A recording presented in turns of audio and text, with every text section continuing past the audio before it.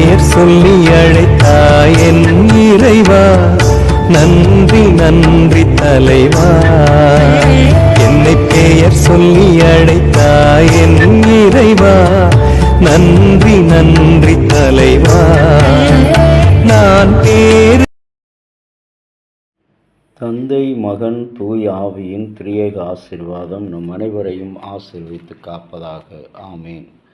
கிறிஸ்து இயேசுவில் பிரியமான அன்பு இறை மக்களே, இந்த காலை நேர சிந்தனைக்காக நியாயாதிபதிகள் 9ஆம் அதிகாரம் 6வது வசனம்.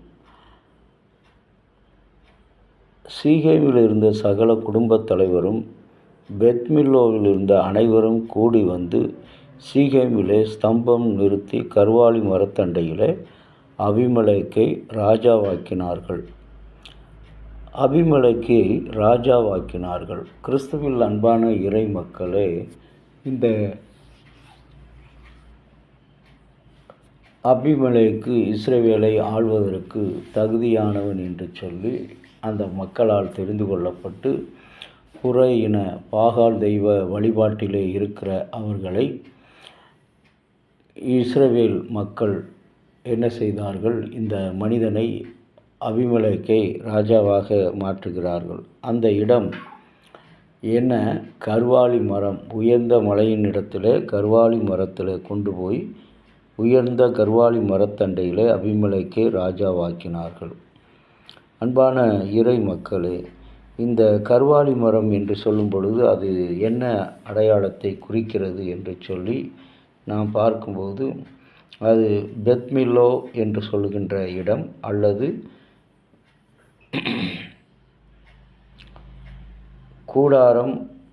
கூடாரத்தின் தூண் என்று சொல்லலாம். யோசுவா 24ஆம் அதிகாரம் 26வது வசனத்திலே இதை பார்க்கலாம்.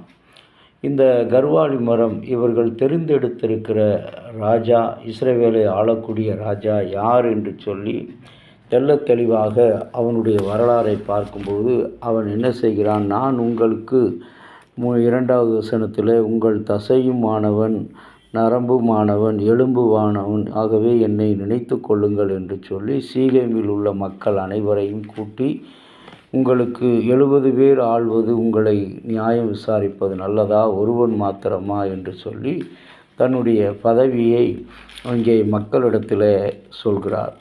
இன்றைக்கு பதவி என்பது அநேகருக்கு ஒரு பயணம் போல, ஒரு புதிய ஆடை போல இருக்கிறது.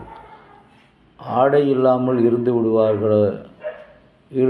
ஆடை இல்லாமல் கூட இருந்து விடுவார்கள். ஆனால் பதவி இல்லாமல் இருக்க முடியாது. அது கிறிஸ்தவத்திலும் சரி, உலக பிரகாரமான வாழ்க்கையிலும் சரி. இன்றைக்கு நாம் பதவி, பணம், பொருள் இவர்களுக்காக நாம் பதவியை தேடுகிறோம்.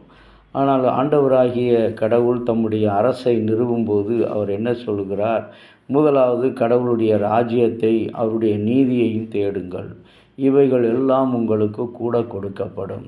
எவ்வளவு உண்மையான காரியம் பாருங்கள், எவ்வளவு அற்புதமான காரியம் பாருங்கள். நாம் கடவுளை விட்டு அவருடைய ராஜ்யத்தை விட்டு பிறகு உலகத்தில் இருக்கிற எல்லாவற்றையும் தேடுகிறோம், எல்லாவற்றுக்கும் மதிப்பு கொடுக்கிறோம், எல்லாவற்றுக்கும் மரியாதை செலுத்துகிறோம். நம்முடைய வாழ்க்கையில் இருக்கின்ற காரியங்களை விட்டு இல்லாத காரியங்களை நோக்கி அழகாக, இனிமையாக நம்மோடு பேசுகிறவர்கள் உறவுக்காரர்கள் என்று சொல்லி நம்முடைய உறவை வைக்கிறோம். அது கடவுளுக்கு உகந்த காரியம் அல்ல. கடவுள் உன்னிடத்தில் ஒரு பொறுப்பை, ஒரு தலைவியாக, ஒரு ஊழியத்தை செய்கின்ற ஊழியக்காரராக, ஒரு அரசியல் தலைவராக, ஒரு ஆசிரியராக, ஒரு நிர்வாகத்தினுடைய உதவி கண்காணிப்பாளராக பல நிலைகளை கொடுத்திருந்தால், ஆண்டவருடைய அந்த பொறுப்புக்கு நீங்களும் நானும் தகுதி உள்ளவர்கள் என்பதை உணர்ந்து அந்த பொறுப்புக்கு உண்மையாக நடந்து கொள்ள வேண்டும். அதைத்தான் ஆண்டவராகிய இயேசு சொல்கிறார்.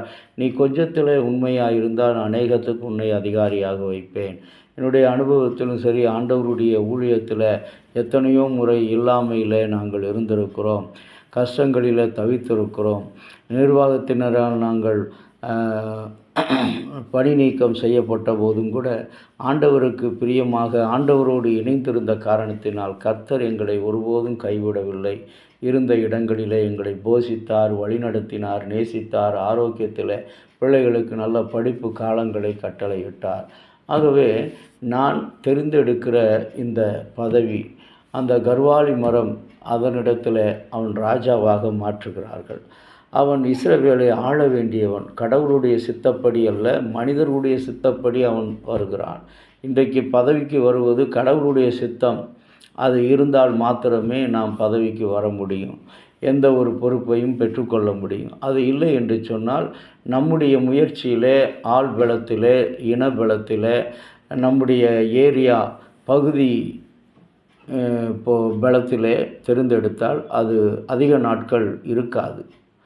ஒரு நன்றாக உழைத்த வாலிப வயதிலிருந்து நன்றாக உழைத்து ஆண்டவருக்கு சாட்சியாக வாழ்ந்த ஒரு நபர், அவர் திருச்சபை மிக இளம் வயதில் திருச்சபையினுடைய பொறுப்பில் அவர் இருக்கிறார். அவர் இருக்கின்ற வேளையில் கடவுள் அவருக்கு இளம் வயதிலே அந்த பொறுப்பை கொடுத்த போது எல்லோரும் மகிழ்ச்சி அடைந்தார்கள். அவர் முதல் வருடமே திருச்சபையினுடைய சொத்தை அவர் விற்பதற்காக முயன்ற பொழுது அவருடைய பதவி அடுத்த மாதமே பறிக்கப்பட்டது. இன்றைக்கும் கூட நம்முடைய வாழ்க்கையில் கடவுள் நமக்கு என்னென்ன கொடுத்திருக்கிறாரோ அவைகளை நாம் முன்வைத்து செயல்படும்போது, கடவுளே இது உம்முடைய சித்தம், நீர் எனக்காக கொடுத்திருக்கிற உம்முடைய திரு சித்தத்தை நான் உணர்ந்து அதில் கீழ்ப்படிந்து உண்மை உத்தமமாய் நடக்க என்னை ஒப்புக்கொடுக்கிறேன் என்று இந்த நாளில் ஆண்டவரை நோக்கி ஜெபம் செய்வோம். இரக்கமுள்ள நல்ல தகப்பனே, உம்முடைய அன்பாலும் இரக்கத்தினாலும் இன்றைக்கு ஒரு புதிய நாளை நாங்கள் பார்த்திருக்கிறோம். அபிமெலேக்கை இஸ்ரவேலின் அரசனாக அபிஷேகம் பண்ணி நீர் எங்களையும் கூட உங்களுடைய பரிசுத்த ஜனமாக நீர் அபிஷேகம் பண்ணியிருக்கிறீர். ஆசாரிய கூட்டமாக, ராஜரிக கூட்டமாக நீர் அபிஷேகம் பண்ணியிருக்கிறீர். அதை உணர்ந்து கொள்ளாதபடி நாங்கள் செய்த பொல்லாத காரியங்களெல்லாம் எங்களுக்கு மன்னித்தருளும். அன்புள்ள